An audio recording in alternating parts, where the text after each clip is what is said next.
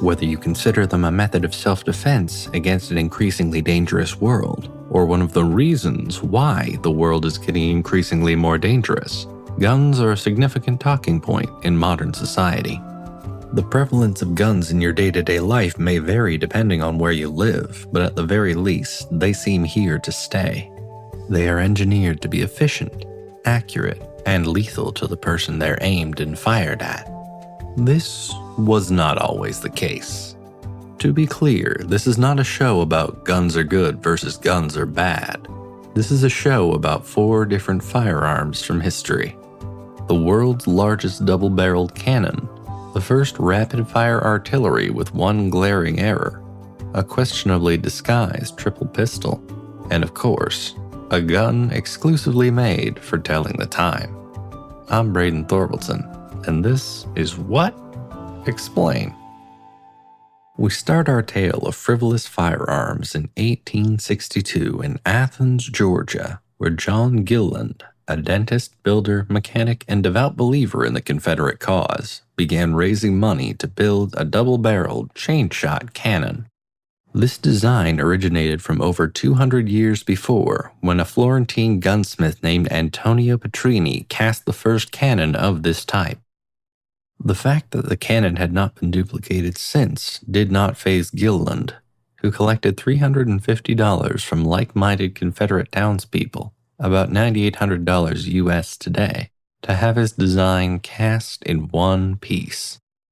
This meant there was no removing a part or replacing it. It was all one and done. Having had the cannon built, Gilland now needed to attract the attention of the Confederate Army for them to put to use. He pitched the double-barreled cannon as an advancement of cannon warfare, where instead of loading 2 individual cannonballs, you load 2 of them connected to a chain.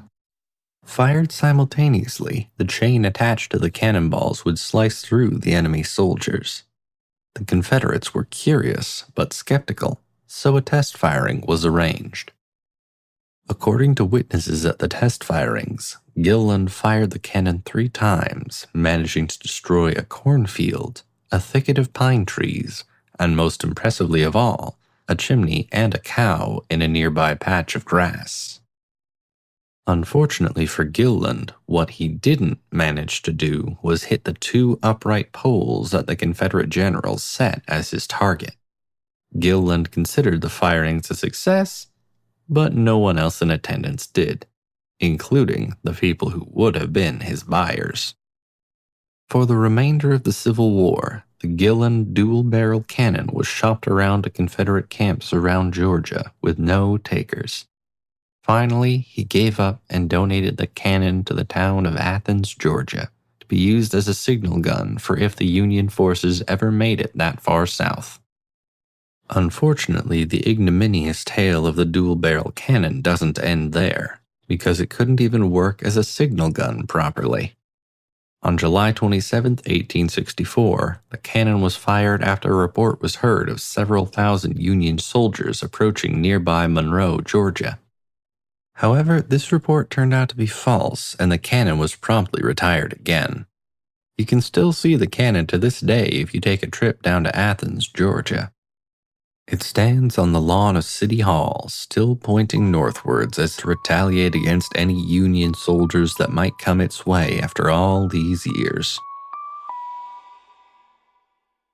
Now we go back even further in time to the 14th century. Gunpowder was now being used in warfare, and rudimentary long guns were slowly replacing bows and arrows as the favored distance weapon, as they could punch through pretty much any armor of the day. Cannons were also used in both field and siege battles at the time, but even the smallest cannons weighed hundreds of pounds and were, to say the least, not very mobile. So, eventually someone had the brilliant idea to combine the mobility of the long gun with the devastating stopping power of a cannon by basically building 12 long guns attached to a wagon. All the barrels were pointed in a vaguely fanned shape, which allowed them to be all lit at once from one spark. As a result, you would be able to fire off a volley of devastation with just one person.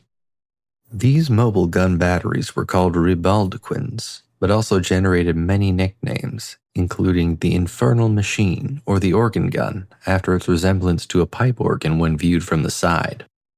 They could fire off more shots than a single long gun, were far lighter than a cannon, and required far fewer people to aim and fire them.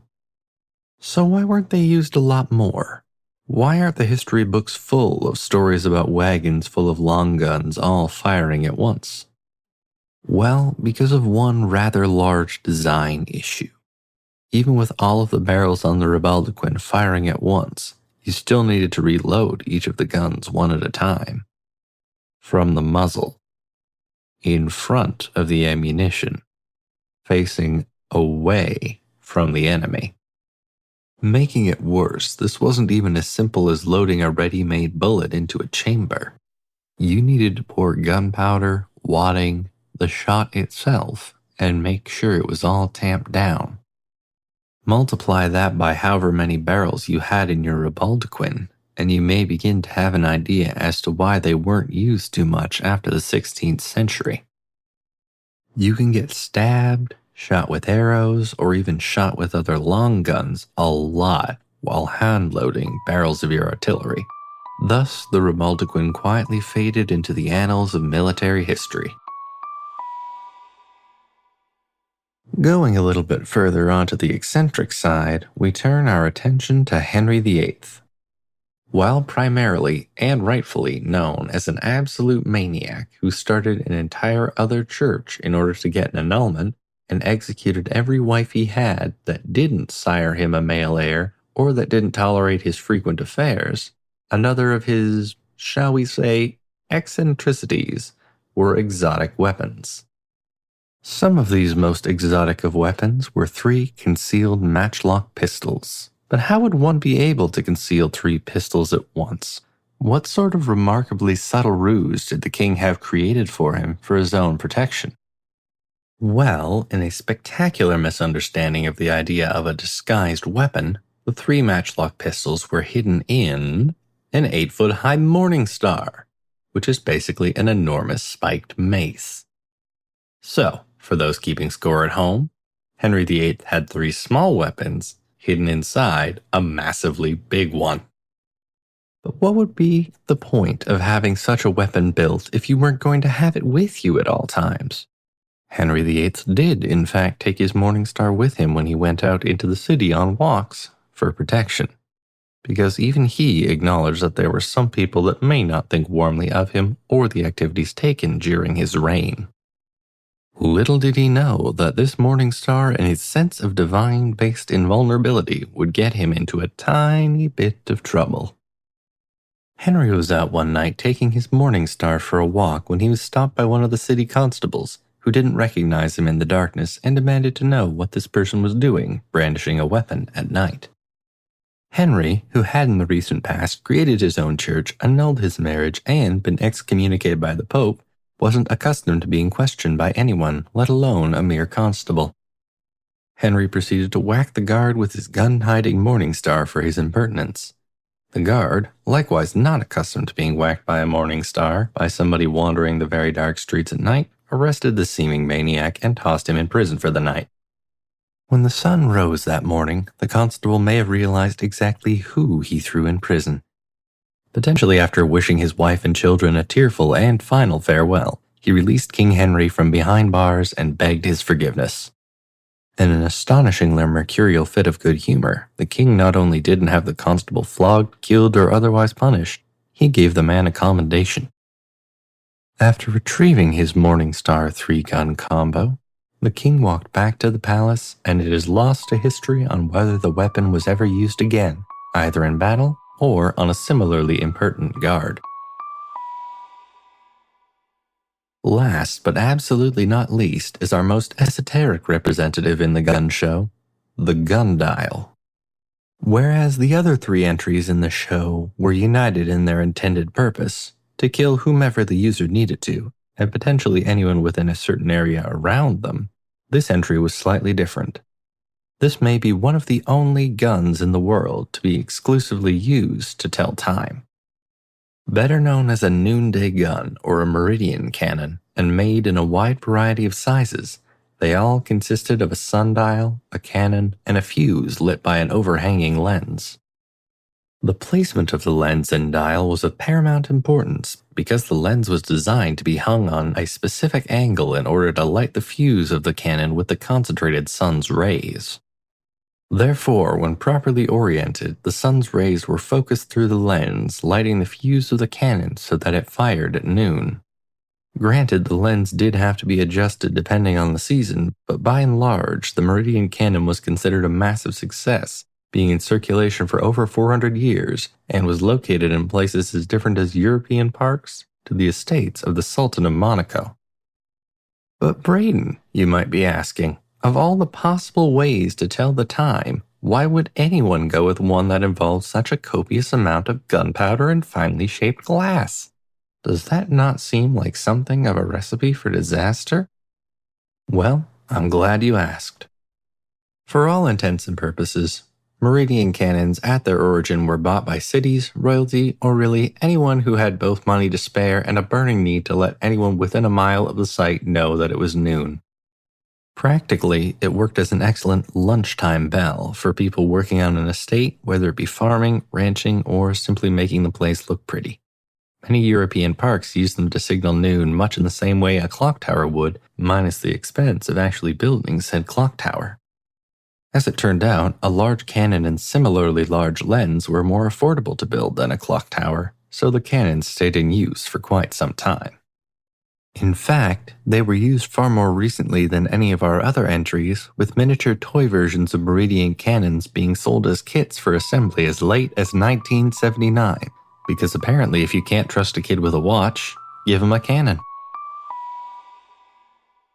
The idea for this episode didn't come from one particular ideological stance, but more my fascination with the sheer number of different attempts at improving upon, splintering off from, or simply just using the basic idea for a purpose entirely different than intended. For each one of these, I had a specific visceral reaction of, "What? Explain," which sort of brought me to this kind of compilation episode. I suppose also one of the reasons I didn't feel something of a mental twinge from this sort of episode is that all of these weapons weren't successful as weapons of death. For all intents and purposes, they were rarely used, or when they were, not quite as intended.